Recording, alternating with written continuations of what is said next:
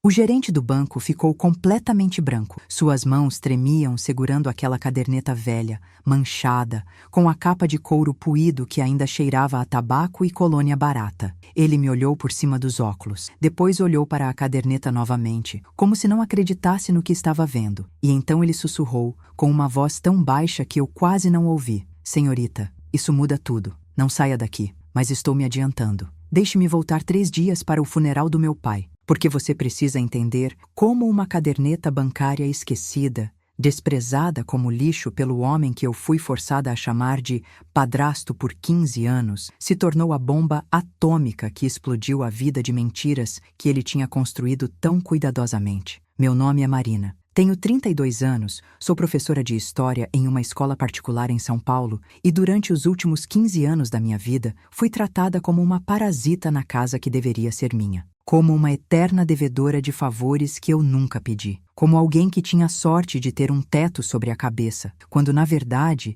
esse teto deveria ter sido meu por direito desde sempre. O que Roberto, meu padrasto, não sabia naquela tarde chuvosa de junho, quando arrancou aquela caderneta das minhas mãos no estacionamento do cemitério, era que ele tinha acabado de assinar sua própria sentença. Ele só não sabia ainda. Eu tinha 10 anos quando meu pai morreu pela primeira vez. Não literalmente, claro, mas foi quando minha mãe me disse que ele tinha ido embora, que tinha nos abandonado, que era um covarde que não aguentou a responsabilidade de ser pai e marido. Ela chorava quando dizia isso, e eu, com meus 10 anos ingênuos, acreditei em cada palavra. Passei os próximos 22 anos da minha vida acreditando que meu pai era um monstro, um desertor, alguém que não me amava o suficiente para ficar. Roberto apareceu na nossa vida 2 anos depois que meu pai foi embora. Eu tinha 12 anos. Ele era gerente regional de uma empresa de logística, dirigia um carro importado, usava relógios caros e tratava minha mãe como uma princesa. No começo, eu até gostava dele. Ele me comprava coisa, me levava para jantar em restaurantes bonitos, me chamava de princesinha. Por alguns meses, eu pensei que talvez tivéssemos encontrado alguém que pudesse preencher o vazio que meu pai tinha deixado. Mas as máscaras sempre caem, sempre. A primeira vez que Roberto me humilhou de verdade,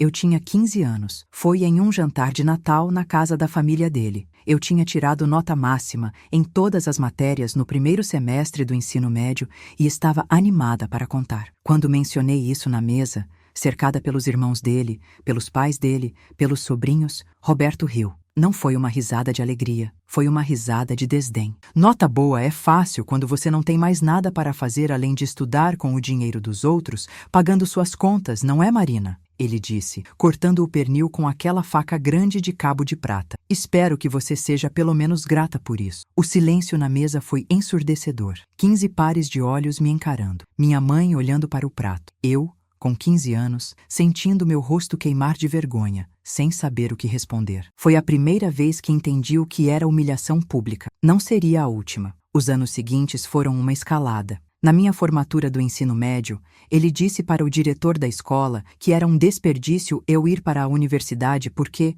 meninas com esse histórico familiar geralmente não dão certo mesmo. Quando passei na USP para História, ele suspirou e comentou: História? Pelo menos medicina ou direito justificaria o investimento. Investimento. Como se ele tivesse pago alguma coisa. Como se cada centavo não viesse do salário da minha mãe como enfermeira, trabalhando turnos duplos no hospital. Mas eu engoli. Eu sempre engoli. Porque minha mãe implorava com os olhos para que eu não causasse problemas. Porque eu não tinha para onde ir. Porque eu acreditava, de alguma forma torta e doente, que talvez ele estivesse certo. Talvez eu realmente fosse uma carga. Talvez eu realmente devesse ser grata. Quando me formei na faculdade, ele não foi à cerimônia. Disse que tinha uma reunião importante. Quando consegui meu primeiro emprego como professora, ele perguntou quanto eu ganhava e riu quando respondi: Isso mal paga aluguel, Marina. Mas tudo bem, você sempre pode continuar morando aqui, morando de favor, na casa que tinha sido da minha avó materna,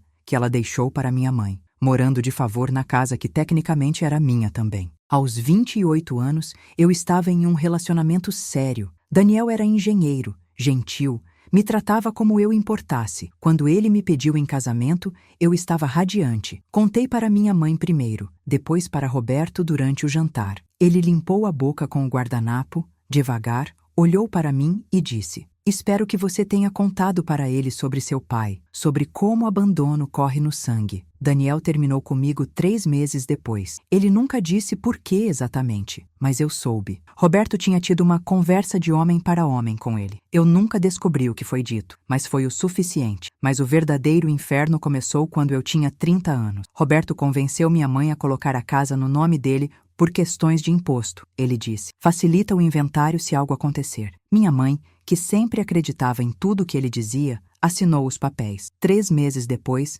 ele me deu um ultimato. Ou eu pagava aluguel para morar na casa dele, ou eu saía. Eu saí. Aluguei um apartamento minúsculo em uma região distante, longe da escola onde lecionava. Passava 3 horas por dia no trânsito. Metade do meu salário ia para o aluguel, mas pelo menos eu tinha dignidade. Ou tentava ter. O relacionamento com minha mãe ficou distante. Ela me ligava chorando às vezes, dizendo que sentia minha falta, mas quando eu sugeria que ela deixasse Roberto, que voltasse para a casa que era dela por direito, ela ficava na defensiva. Você não entende, Marina. Ele cuida de mim. Eu não consigo ficar sozinha. E foi assim que chegamos ao dia 15 de junho de 2024, o dia que tudo mudou, o dia do funeral do meu pai. Eu não sabia que ele tinha morrido. Ninguém sabia. Ele tinha vivido os últimos 22 anos em uma cidade pequena no interior de Minas Gerais, a 1.000 quilômetros de São Paulo. Trabalhava como mecânico, vivia sozinho em uma casinha simples e, aparentemente, passou cada dia desses 22 anos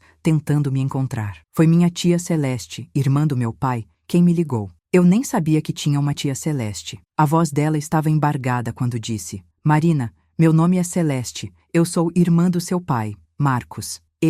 Ele morreu ontem. Ataque cardíaco. O funeral é depois de amanhã. Eu fiquei em silêncio. Não sabia o que sentir. Raiva, tristeza, alívio. O homem que me abandonou estava morto. E eu deveria me importar? Eu sei que você deve ter muitas perguntas. Celeste continuou, a voz trêmula. E eu tenho muitas respostas. Por favor, venha ao funeral. Há coisas que você precisa saber. Coisas sobre seu pai. Coisas sobre por que ele saiu. Eu fui. Não contei para minha mãe. Peguei um ônibus na sexta-feira à noite e viajei 12 horas até aquela cidadezinha que eu nunca tinha ouvido falar. O funeral foi no sábado de manhã, em uma capela pequena que cheirava a flores murchas e cera de vela. Havia umas 15 pessoas lá. Celeste me reconheceu imediatamente. Ela tinha os mesmos olhos do meu pai, os mesmos que eu via no espelho. Ela me abraçou e chorou. E eu fiquei ali, rígida, ainda sem saber como processar aquilo tudo. Depois da cerimônia, no estacionamento do cemitério, enquanto a chuva começava a cair, Celeste me puxou para o lado. De dentro da bolsa dela, ela tirou uma caderneta velha, do tipo que os bancos davam antigamente para controlar saldos manualmente. Seu pai me deu isso há 6 meses, quando descobriu que o coração estava ruim. Ela disse, colocando a caderneta nas minhas mãos. As páginas estavam amareladas, as anotações feitas à caneta azul desbotada. Ele me fez prometer que se algo acontecesse com ele, eu entregaria isso para você. Ele disse que era seu, sempre foi seu. Eu abri a caderneta. A primeira página tinha o nome do meu pai, Marcos Silva, e uma data. 20 de março de 2002, o ano que ele foi embora. Havia números, depósitos, saldos e o nome de um banco que eu conhecia. Antes que eu pudesse perguntar qualquer coisa, uma voz rouca cortou o ar. Marina, que diabos você está fazendo aqui? Eu me virei. Roberto estava ali, na entrada do estacionamento, ao lado do carro dele. Ele tinha vindo. Minha mãe estava no banco do passageiro, os olhos arregalados de surpresa e confusão.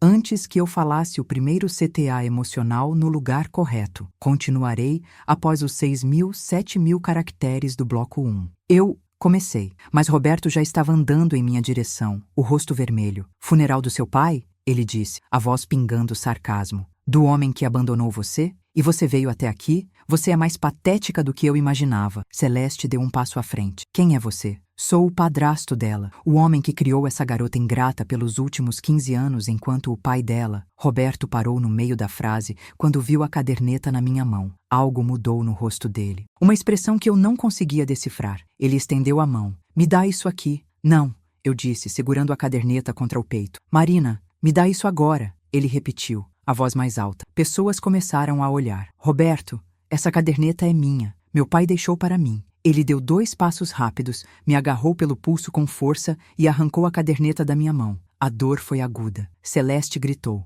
Minha mãe saiu do carro. Roberto segurou a caderneta como se fosse lixo radioativo, os olhos percorrendo as páginas rapidamente. E então, ele fechou com força e disse, olhando nos meus olhos com um desprezo que eu nunca tinha visto antes. Lixo enterrado fica enterrado, Marina. Seu pai foi lixo em vida e continua sendo lixo morto. Essa caderneta não significa nada. Ele jogou a caderneta no chão, na poça de lama formada pela chuva. Então entrou no carro, deu a partida e saiu. Minha mãe estava na janela, me olhando, as lágrimas descendo, mas ela não disse nada. Ela nunca dizia nada. Eu peguei a caderneta do chão. Estava encharcada, enlameada, mas ainda legível. Celeste me abraçou enquanto eu tremia, não de frio, mas de raiva. Uma raiva fria, calculada, que eu nunca tinha sentido antes. Vai ao banco, Celeste sussurrou no meu ouvido. Não importa o que ele disse. Vai ao banco. Essa caderneta... Marina, seu pai não era o que te contaram. Ele não era. Eu voltei para São Paulo naquela mesma noite. No ônibus, com a caderneta seca sobre meu colo,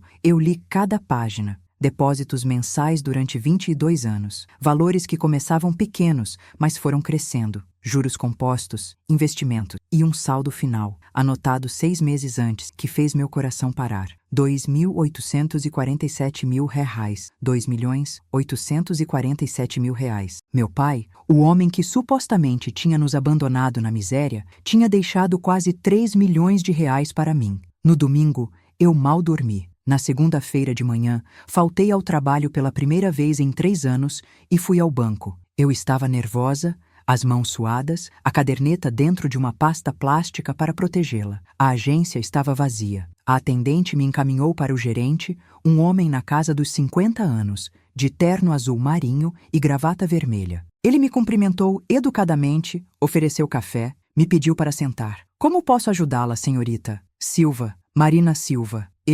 Eu vim perguntar sobre uma conta antiga, do meu pai, Marcos Silva. Coloquei a caderneta sobre a mesa dele. Ele a abriu, curioso no começo, depois interessado, depois completamente imóvel. O rosto dele foi perdendo a cor progressivamente enquanto ele virava as páginas. Senhorita Silva, ele disse finalmente, a voz baixa, olhando para mim com uma intensidade que me assustou. Onde você conseguiu isso? Meu pai deixou para mim. Ele morreu semana passada. O gerente, a plaquinha na mesa dizia Osvaldo Ferreira, pegou o telefone interno e apertou um botão. Cristina, preciso que você cancele todos os meus compromissos da manhã. Agora. Ele desligou e me olhou novamente. Senhorita Silva, o que eu vou te contar vai mudar sua vida. E preciso que você não saia daqui até resolvermos tudo, entendeu? Não saia, por favor. Antes de continuar, se você está gostando desta história, por favor, clique no botão de inscrever-se e deixe um comentário dizendo de onde você está assistindo e que horas são aí.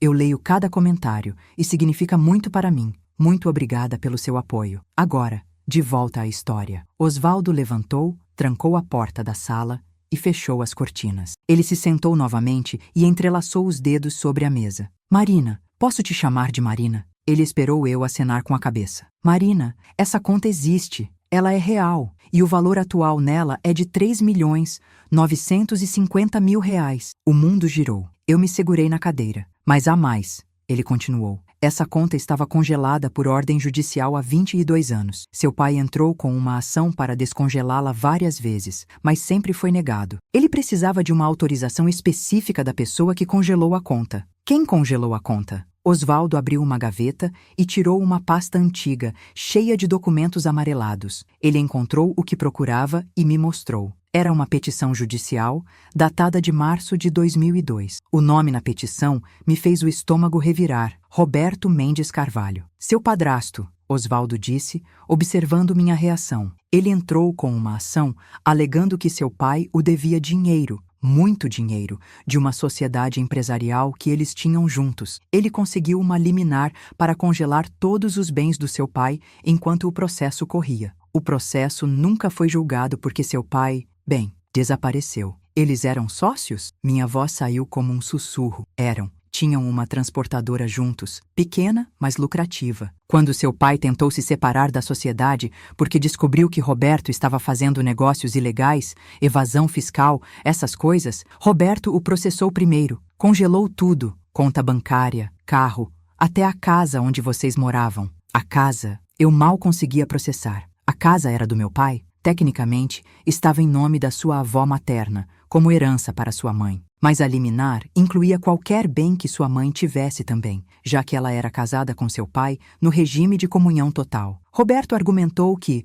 como sócio lesado, tinha direito a garantias. Foi uma manobra legal suja, mas funcionou. E meu pai, por que ele não lutou? Osvaldo suspirou. Ele lutou. Por 2 anos, ele lutou. Mas Roberto tinha dinheiro para advogados caros, tinha conexões e tinha algo mais poderoso. Ele tinha sua mãe. Como assim? Marina, você precisa entender uma coisa. Seu pai não abandonou você. Ele foi expulso. Roberto foi até sua mãe e ofereceu um acordo. Se seu pai saísse da vida de vocês completamente, sem contato, sem direito à visita, nada. Roberto retiraria o processo e liberaria a casa. Mas se seu pai tentasse qualquer contato, Roberto destruiria sua mãe financeiramente também. Colocaria ela na cadeia como cúmplice dos supostos crimes dele. As lágrimas começaram a descer sem que eu percebesse. Sua mãe assinou um documento concordando com isso e fez seu pai assinar também, como condição para ele ver vocês terem uma casa para morar, comida na mesa. Ele assinou porque te amava, Marina.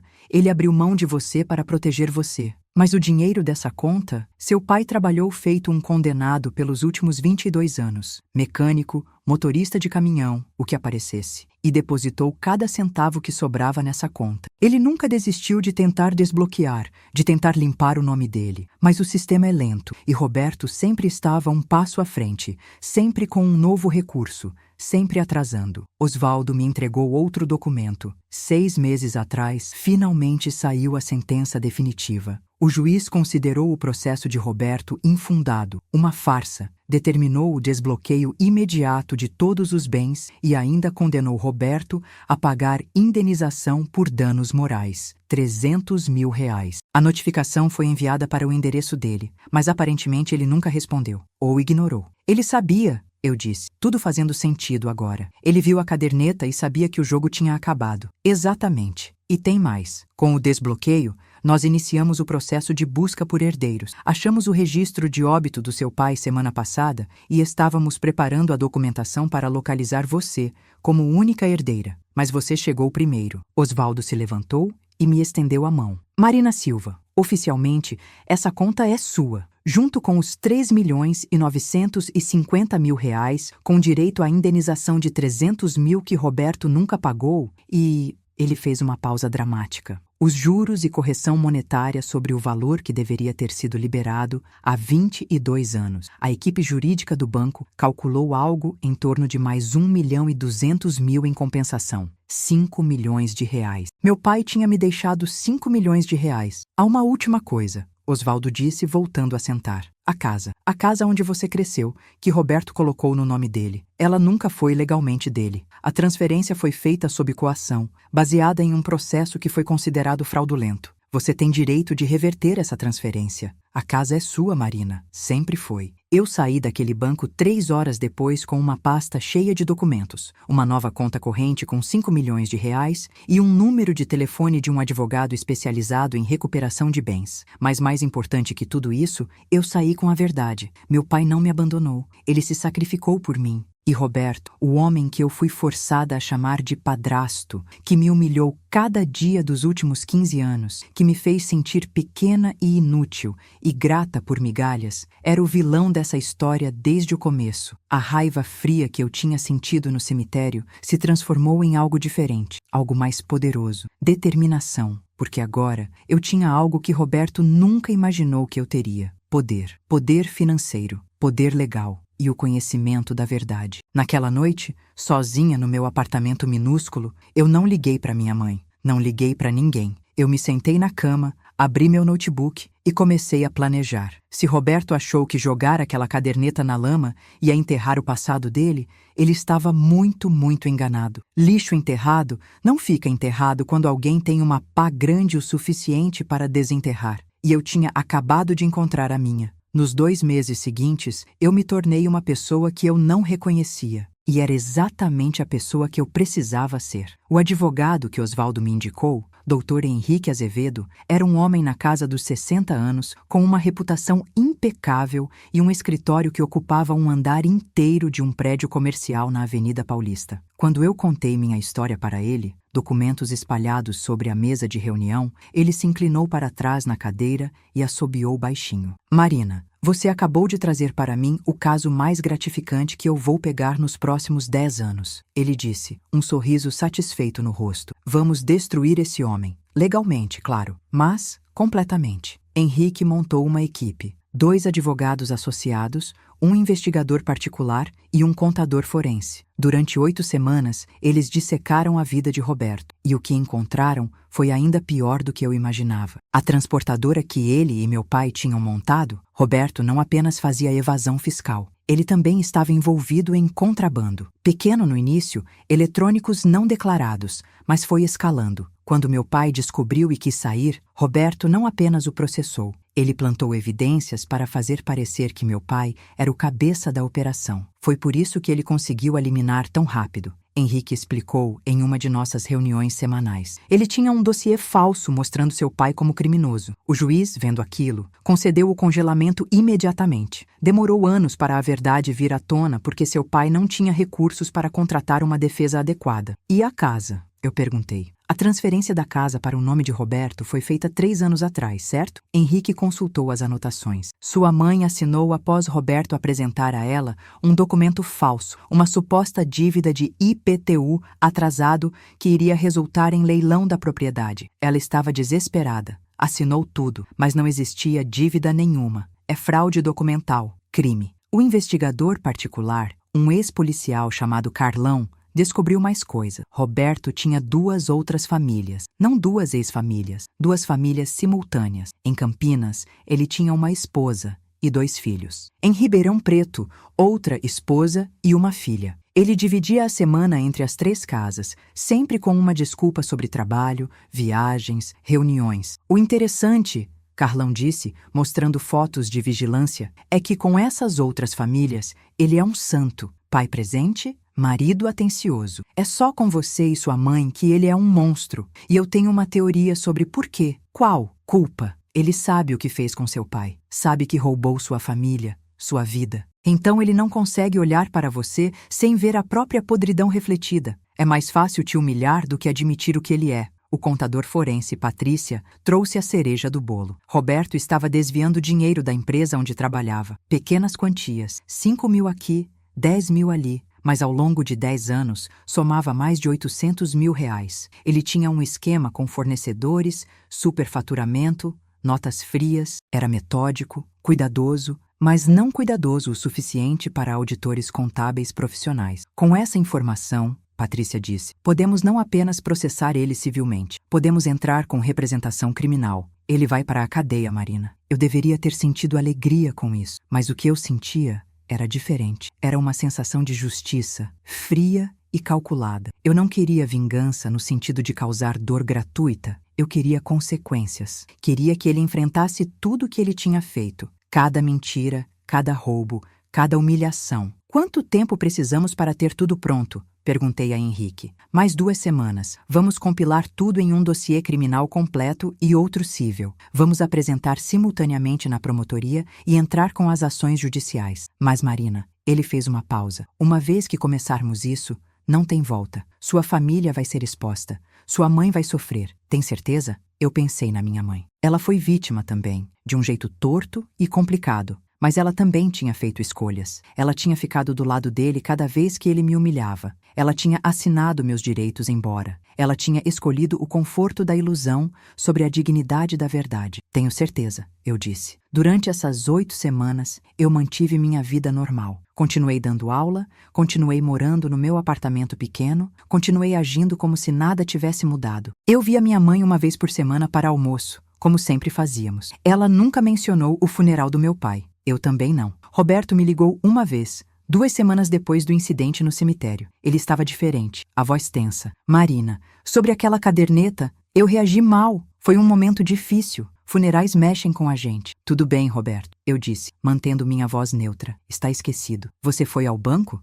Ele tentou parecer casual, mas eu ouvi a tensão. Fui. Mas você estava certo. Não era nada importante. Apenas uma conta antiga, já fechada há anos. O alívio dele era palpável. Ah, entendo. Bem, que bom. Olha, sua mãe está com saudades. Por que você não vem jantar semana que vem? Claro, adoraria. Eu desliguei e sorri. Deixar ele pensar que estava seguro era parte do plano. Quanto mais confiante ele estivesse, maior seria a queda. O investigador particular descobriu que Roberto estava planejando algo grande. Ele tinha pedido demissão da empresa onde trabalhava, disse que estava se aposentando mais cedo. Na verdade, ele sabia que a auditoria anual estava chegando e estava fugindo antes que descobrissem o desvio de dinheiro. Ele vai tentar sair do país, Carlão me disse. Acredite, eu vi esse padrão 1000 vezes. Ele está liquidando ativos, convertendo tudo em dinheiro. Ele vai desaparecer. Quanto tempo temos? 1 mês? Talvez 6 semanas. Então precisamos acelerar, eu disse para Henrique. E foi o que fizemos. A equipe trabalhou 12, 14 horas por dia. Compilamos 600 páginas de evidências, documentos falsificados,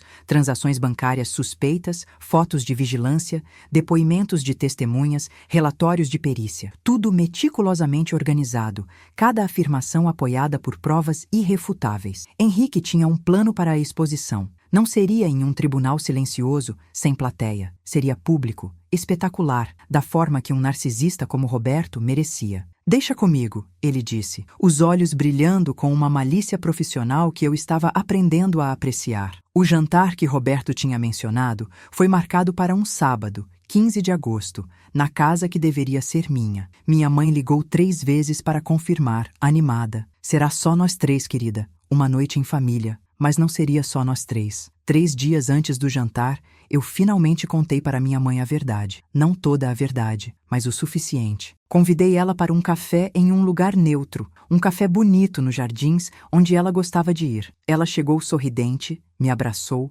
pediu um cappuccino. Nós conversamos sobre amenidades por alguns minutos. E então, eu respirei fundo. Mãe, eu preciso te contar algo sobre o papai, meu pai biológico. A expressão dela mudou imediatamente. Marina, eu não quero falar sobre isso. Eu sei, mas precisa. Mãe, ele não nos abandonou. Eu contei tudo. A sociedade com Roberto, os negócios ilegais, o processo fraudulento, a chantagem, o sacrifício que meu pai fez. Eu mostrei documentos, evidências. Ela começou a chorar no meio da história, sacudindo a cabeça. Não.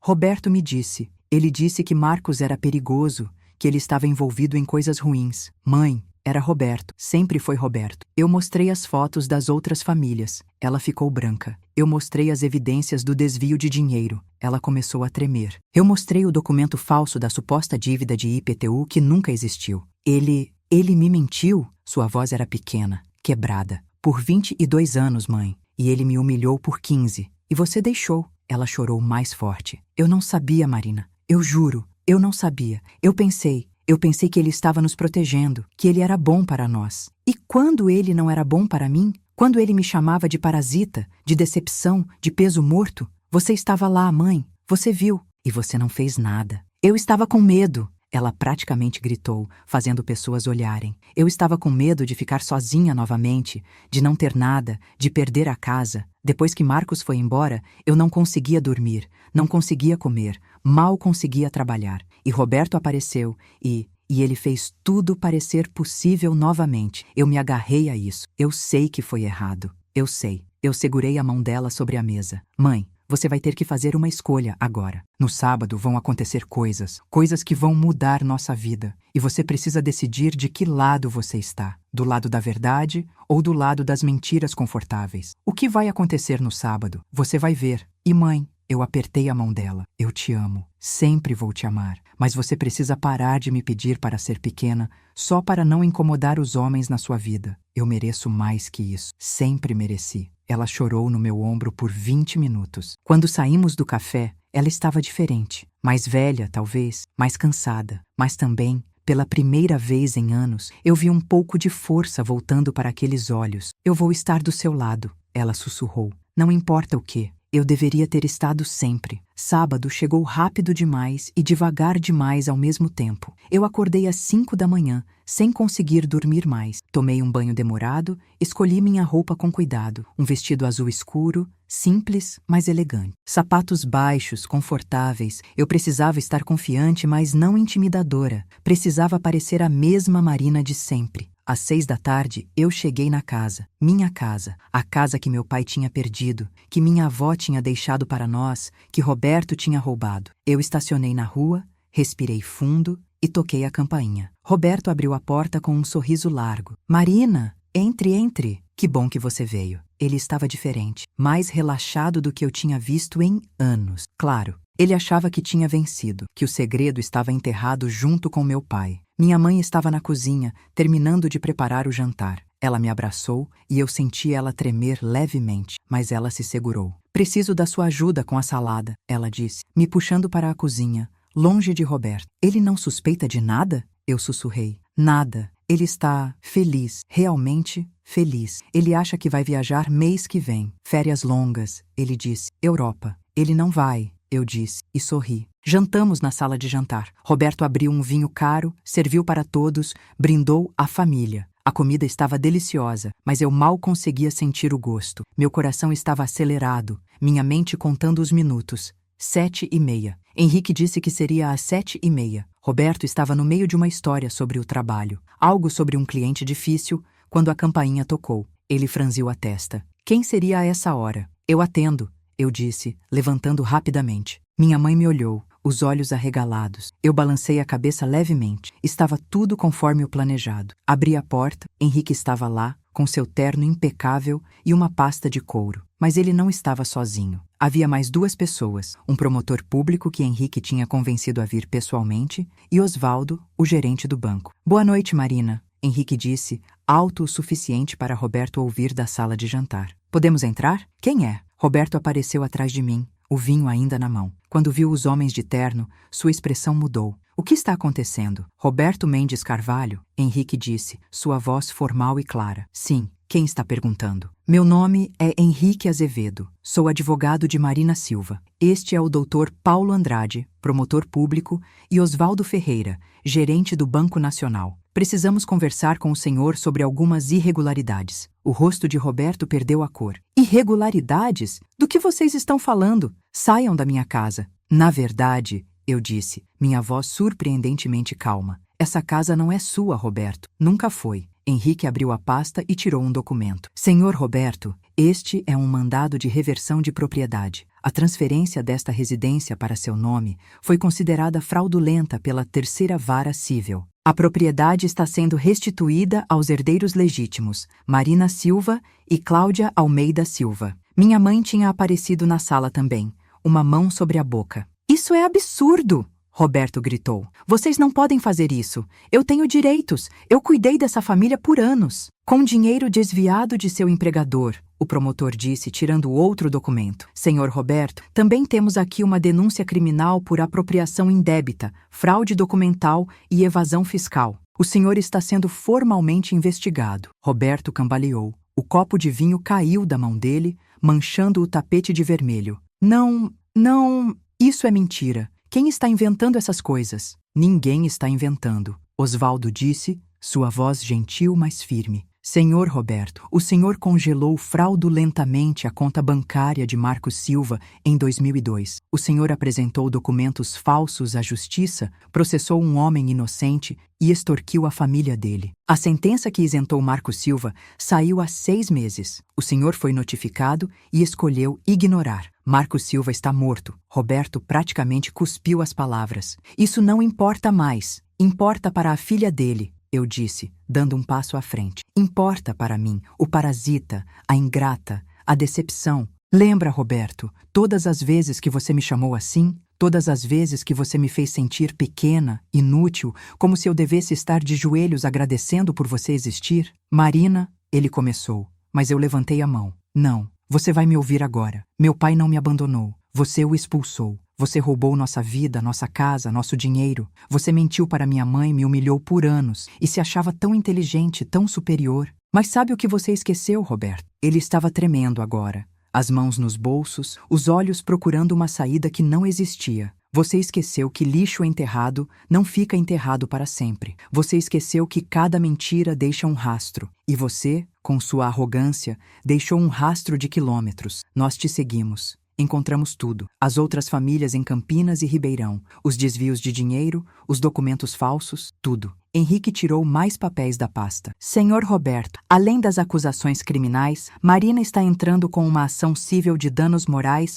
no valor de 5 milhões de reais, referente aos 15 anos de abuso psicológico. Também estamos processando o senhor pela indenização que deveria ter pago ao Marco Silva e nunca pagou, e pela restituição de todos os valores desviados. Vocês vão me deixar sem nada, Roberto gritou, e pela primeira vez eu vi pânico real no rosto dele. Nós vamos deixar você com exatamente o que você merece, eu disse. Nada. E sabe o melhor, Roberto? Eu não fiz isso por vingança. Eu fiz por justiça. Existe uma diferença. O promotor deu um passo à frente. Senhor Roberto, o senhor não está sendo preso hoje porque ainda não fechamos todos os elementos do caso, mas o senhor está proibido de sair da cidade, do estado ou do país. Seu passaporte está sendo retido e o senhor vai responder por cada um desses crimes. Roberto olhou para minha mãe, buscando apoio, buscando que ela tomasse o lado dele como sempre fazia. Mas minha mãe apenas o olhou de volta, as lágrimas descendo silenciosamente. Cláudia, ele implorou, você não vai deixar eles fazerem isso comigo, vai? Nós temos uma vida juntos. Eu te amo. Você não me ama,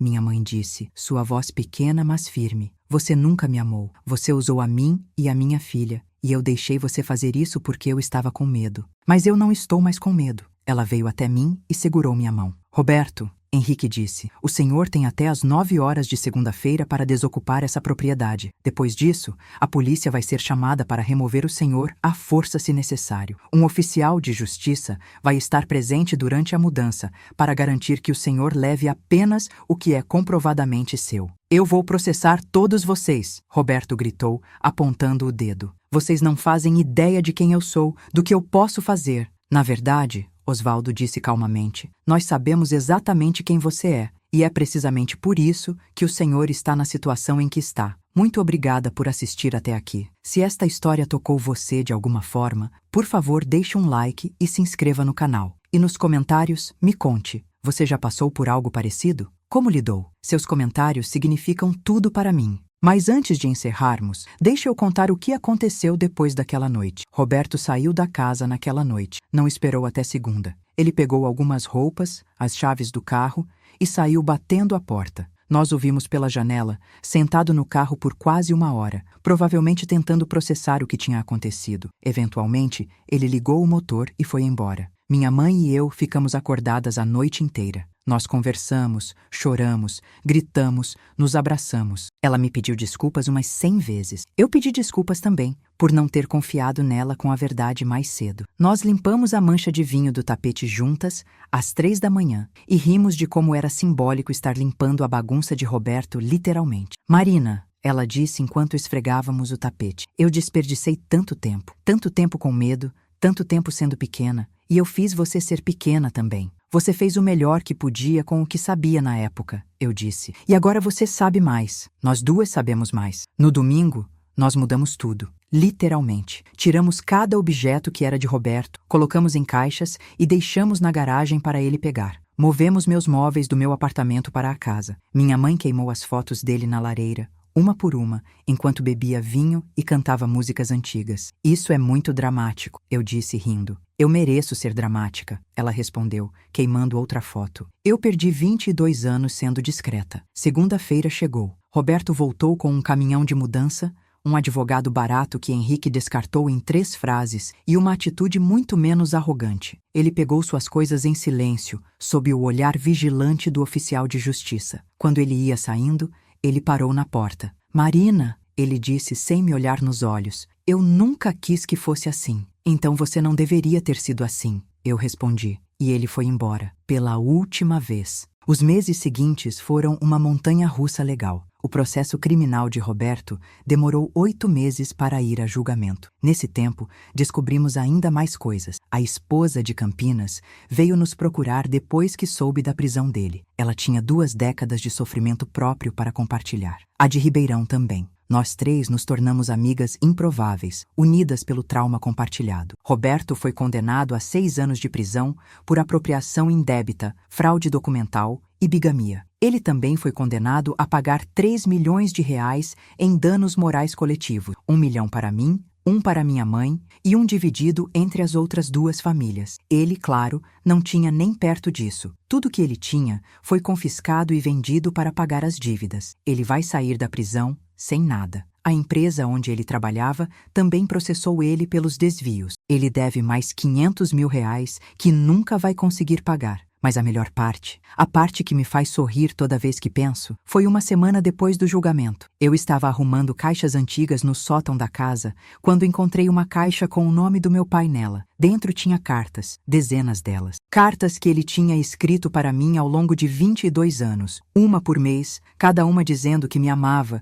que sentia minha falta, que estava trabalhando para limpar o nome dele e voltar para mim. Ele nunca pode enviar porque Roberto tinha convencido minha mãe a mudar nosso endereço e deixá-lo privado. Mas meu pai tinha guardado cada carta, esperando um dia poder me dar. Minha tia Celeste disse que ele ia entregar as cartas junto com a caderneta, mas o coração dele não aguentou. Eu li cada carta, cada palavra, e chorei como eu não chorava desde criança. Não de tristeza, mas de amor. Meu pai me amou. Ele nunca parou de me amar. E mesmo no fim, mesmo sabendo que ele podia morrer antes de me ver novamente, ele garantiu que eu saberia a verdade. Hoje, 1 ano e meio depois daquela noite no cemitério, eu e minha mãe moramos juntas na casa. Nós renovamos ela completamente, apagando cada rastro de Roberto. Eu ainda dou aula, mas agora eu também uso o dinheiro do meu pai para ajudar outras mulheres em situações de abuso. Comecei um fundo de apoio legal para mulheres que não têm recursos para lutar contra homens poderosos. Minha mãe voltou a estudar. Aos 58 anos,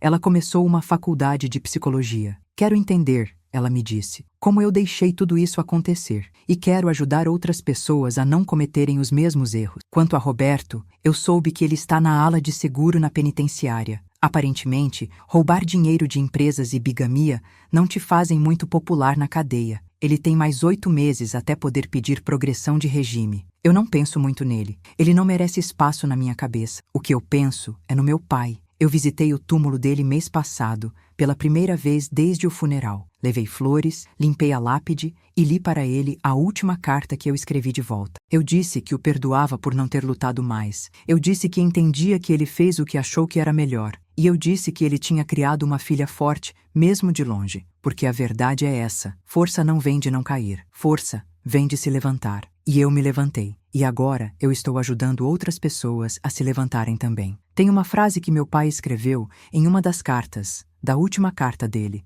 datada de 2 semanas antes de morrer. Eu tenho ela emoldurada na minha mesa. Marina, minha querida filha, se você está lendo isso, significa que eu não consegui estar aí para ver a mulher incrível que você se tornou. Mas eu sempre soube. Desde o dia em que você nasceu, eu soube que você era especial, forte, resiliente, capaz de qualquer coisa. Nunca deixe ninguém te fazer sentir pequena. Você é gigante, e eu te amo mais do que qualquer palavra pode expressar. Seu pai, Marcos. Roberto sempre me disse que eu nunca seria nada, que eu era uma carga, um peso, alguém que nunca conseguiria nada sozinha. E ele estava certo sobre uma coisa: eu nunca consegui nada sozinha. Eu consegui algo muito melhor. Eu descobri que força vem de verdade, que justiça vale a espera, e que amor verdadeiro nunca é enterrado, não importa quanta lama joguem por cima. E no final, lixo enterrado realmente não fica enterrado, porque alguém sempre encontra a pá certa. E quando você encontra a sua, você descobre que pode cavar fundo o suficiente para desenterrar não apenas o lixo, mas a verdade, a justiça e quem você realmente é. Eu sou Marina Silva, filha de Marcos Silva. E eu não sou, nunca fui e nunca serei pequena. Mais histórias impactantes como esta já estão na sua tela. Clique em uma agora e não perca a melhor parte. Você vai amar. Nos vemos na próxima.